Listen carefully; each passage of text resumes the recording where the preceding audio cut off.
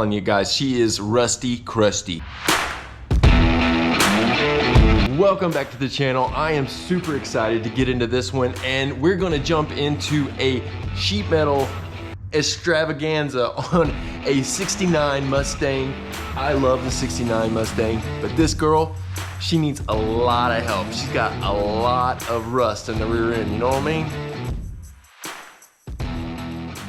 So sheet metal replacement has to be one of the most rewarding parts of bringing a car back. A lot of times we replace sheet metal because of, well, rust, nasty. But other times we replace it because we want a new look. Either way, new metal goes on, lots of old metal sometimes goes off, and typically that's structural. The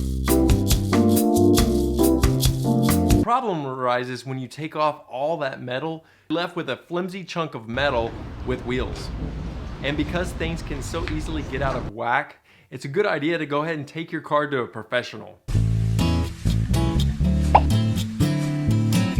But I ain't got time for that. I have purposed on this channel to DIY until I master it, or until it falls apart.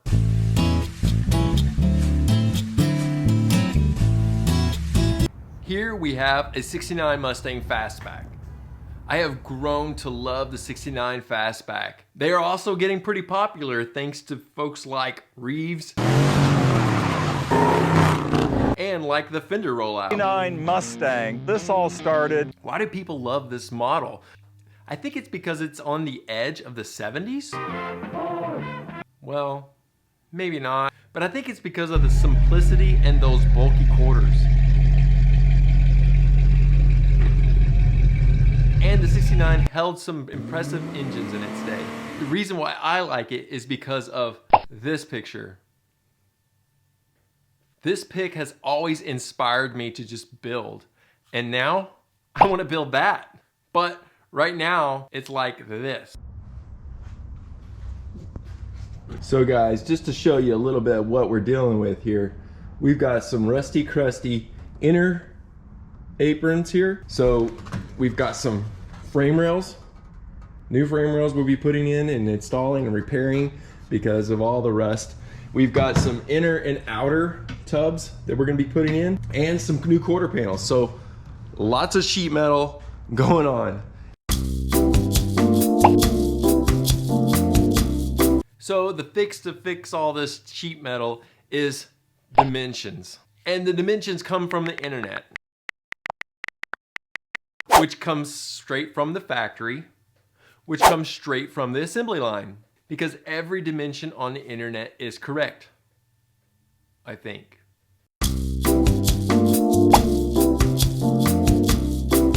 So first, I needed to ensure that the car was level.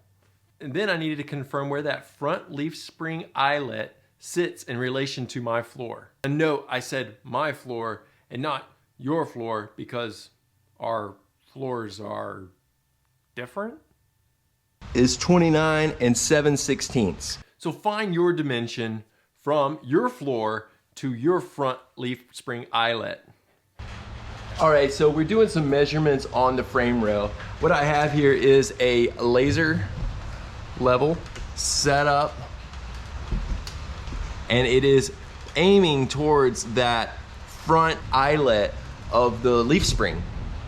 Then I found my dimension from the floor to the frame rail. So to make sure I'm all square, I took a dimension from the bottom of the rear frame rail and then put a laser level on it. I subtracted the difference. So 33.75 minus 29.4375. 4 inches, 5/16. That's where I'm at. Now, to look where stock is supposed to be is at, and then you should come up with the factory dimensions. The dimensions here. But what if you don't? Well, funny you should ask, because, well, I didn't. So it's a 4 inches and 11/16 is what it's supposed to be. I am at 3/8 difference from stock. So here is that split-second decision that builders often face whenever they dive into that sheet metal work. Do we bring it back to factory specs? I'm learning to never take shortcuts, but I'm also very open to take any efficiencies that are possible. And to do this, I've needed the internet. In fact, I've needed you. Thanks. With that, I had a small amount of cutting to do.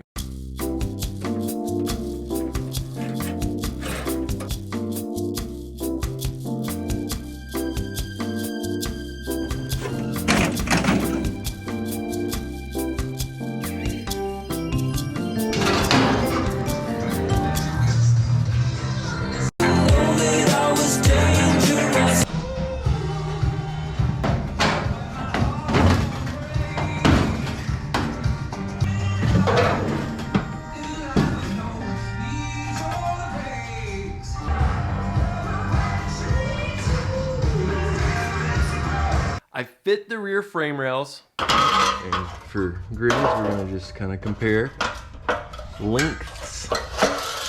You know, because we always compare lengths. And per dimension. Dimensions that way and in as far as, I'm just gonna make some preliminary holes so that I can really get a nice rosé weld, something like that. Anyway, you need some structural weld. You can't just go on the edges here. You have to catch some of the back side too. So I'm gonna go ahead and get that going too. Fit the rear tail panel.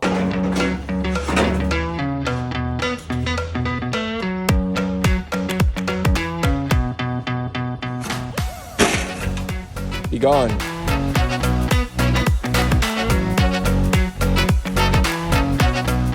Center of the car up there, and then we're just using a laser level to bring it down, and man, it's fitting pretty centered very well on the you can see there. And several of you let me know that I need to keep that original tail panel for wall art. Well noted, and I've already got a good place for it because I had to take down the old one to use it on this build. Excellent idea. Then I had to replace some rusted pieces of the floor.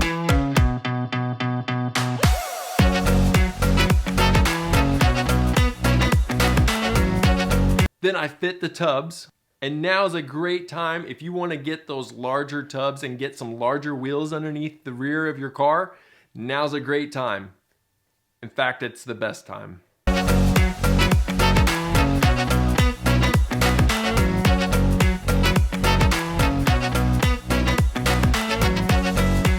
And then I fit the rear quarters.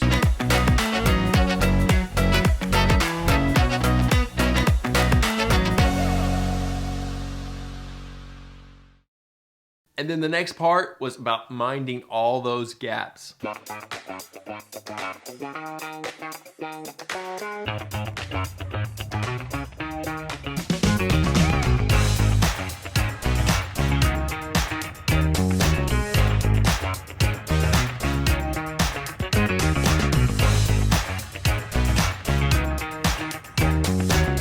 And there we have it, new metal on the car.